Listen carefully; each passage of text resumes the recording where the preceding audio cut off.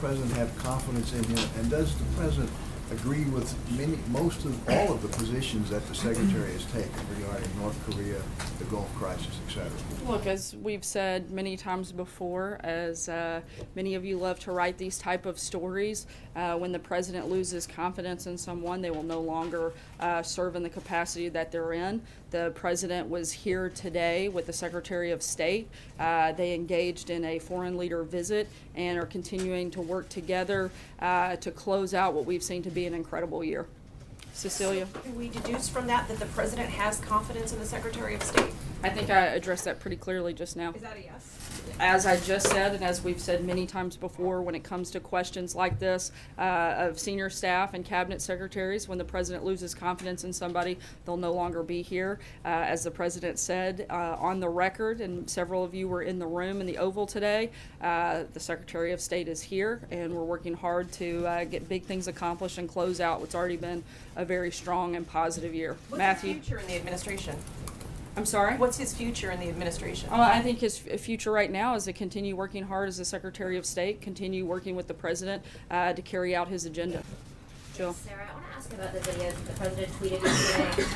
Firstly, does the president feel that he has an obligation to ensure that the information that he shares on his Twitter feed to millions of people is accurate? I think the president feels that bringing up important issues of our time, like extreme violence and terrorism, are important to do. That was what he was doing in that process, and I think he's going to continue to do that in a number of venues, whether it's through speeches, whether it's through Twitter or other social media platforms. Does he understand, though, that sharing those videos might incite violence against Muslims? And does he understand that he's elevated a fringe political group that many people outside of Britain didn't even know about until Look, I think what he's done is elevate the conversation to talk about a real issue and a real threat, and that's extreme violence and extreme terrorism, something that we know to be very real and something the president feels strongly about talking about and bringing up and making sure is an issue every single day, that we're looking at the best ways to protect Americans. John?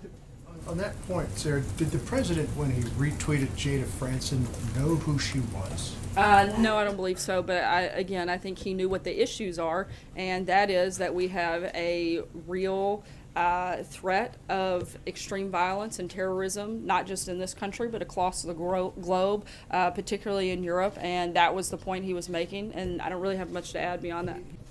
Stephen. Sarah, I'm sorry to hear you're not feeling well. Actually, I hope you feel better. I have a question about the president's health. Mr. Trump's predecessors, going back, I've checked as far as Ronald Reagan, every year would go up to Bethesda to be looked at by the best doctors in the military, and they would report on their health and the vital statistics to the American public. We have a month left in the year. Does President Trump intend to get a physical at Walter Reed? I'd have to ask. That's not something I've checked on, but I'd be happy to check on it. If the president intends to share any details about his health the way his predecessors have? Well, like I said, I haven't asked him that, but I'd be happy to check. I do know that I spent 12 days on the road with him in Asia, and despite the fact that he's a little bit older than me, he had twice the energy that I do, and I'm the one sick now, and he's still going. So I think he's in pretty good health, but I'll be happy to share any information. April? Sarah, a couple things. One, what was the tipping point between President Trump and Tillerson? Like I said, I don't believe there was a tipping point, considering they were sitting here in a meeting today working hard to carry out the president's agenda. I think the tipping point is trying to do the best they can to make sure that they're making our world a better place, making America safer, and they're working together to get that done. Is the president listening to Tillerson as it relates to North Korea, as North Korea is escalating? The president's listening to the Secretary of State as well as the Secretary of Defense, the National Security Advisor, his Chief of Staff, the Chairman of the Joint Chiefs of Staff, and a number of other individuals, including world leaders that he's spoken to several times this week, specifically about North Korea, and he's going to continue to do that and continue to talk to all of the relevant stakeholders. John, sorry, April, I'm Conyers going is to in keep the hospital. moving. What about John Conyers? He's in the hospital, and there's a call for him to resign. What does the president have to say about that? That's a decision for John Conyers to make. John? Thanks a lot, Sarah. Back to Tillerson, where does the administration think these stories are coming from? Is it difficult, in your view, for Mr. Tillerson to carry out his job as Secretary of State with all of these questions surrounding whether or not he's going to be in the administration, maybe through January of next year? Look, I don't know where those stories are coming from. I don't try to spend most of my day figuring that out. I'd rather focus on the points that I know and the points that we're driving through the administration. And the Secretary of State's a pretty tough guy. I think he'll be just fine carrying his job out. Sarah, you repeatedly said that Tillerson will help to close out a successful year. Are you saying that he will close out the year? Will he serve beyond that? And when you're talking about elevating the conversation here, does the president normally watch these kind of anti-Muslim videos that have been posted by this group? I mean, is that I'm not sure every single video the president has viewed. In terms of the Secretary of State, I think I've spoken about that pretty extensively and answered that question. Deliberate by you. Were you really meaning to We're say all, something we're all recent? closing out the year. You guys are closing out the year in your news network. We don't set the calendar. That's something that happened a few centuries ago. The year is going to end whether we like it or not. We're all going to close it out, and we're all going to do the very best job we can for the American people in that process. I don't mean anything by it more than that. I'm closing out the year. You guys are. I know most of you are doing end of the year stories because that's how the calendar works. The year ends, and we're going to end on a really strong note.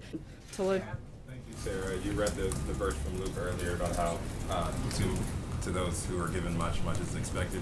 Linking that to tax policy, the president said yesterday that this tax bill is going to cost him a fortune. Independent analysis says that that's not true, that he's actually going to save a lot of money and his family could save more than $1 billion.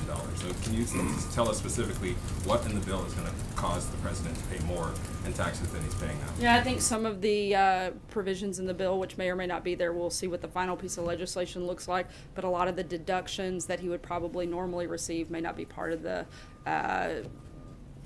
package that would affect his actual what he pays in taxes. But again, until there's a final piece of legislation, I can't go into much more detail, but I know that some versions of it take out a lot of those deductions that currently benefit the president and his family. Take one last question here.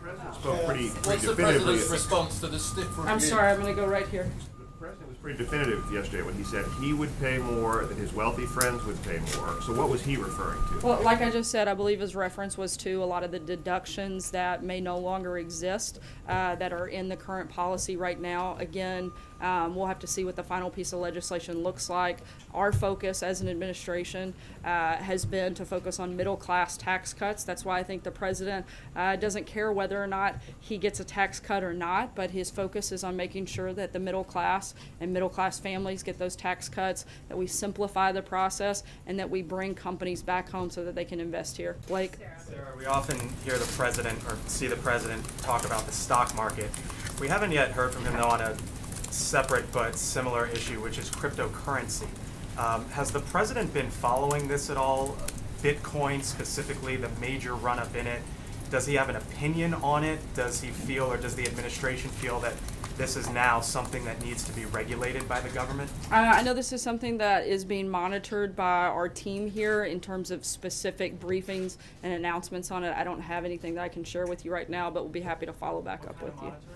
I'm sorry? What kind of monitoring? Look, this is an issue. I know that Tom Bosser with the Homeland Security team and advisor to the president has brought this up in a meeting earlier this week. I know it's something that he's keeping an eye on. We'll keep you posted when we have anything further on it. Matthew? Thanks, Sarah. A question on taxes. The Joint Committee on Taxation says that by 2027, people making between $40,000 and $50,000 a year will pay a combined $5.3 billion more in taxes under the current bill, while those earning $1 million or more will pay $5.8 billion less. And coupled with that, the University of Chicago surveyed 38 economists. Only one said that the bill would lead to substantial economic growth, and all 38 said that the cut will increase the debt. Is it the White House position that these analyses are wrong?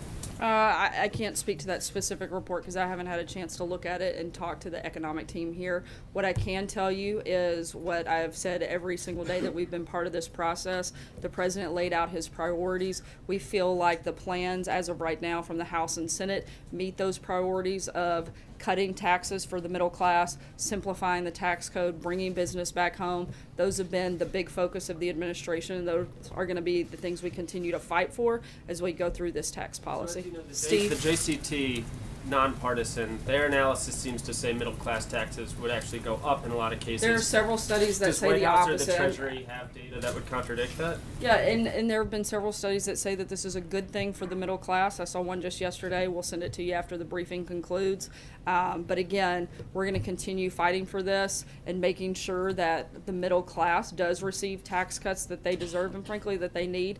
And we think that we're making a lot of progress on this front, and we think that we're going to get it done by the end of the year. And I think we're going to end the briefing on a strong note. And I'm going to go get some water and a few cough drops. And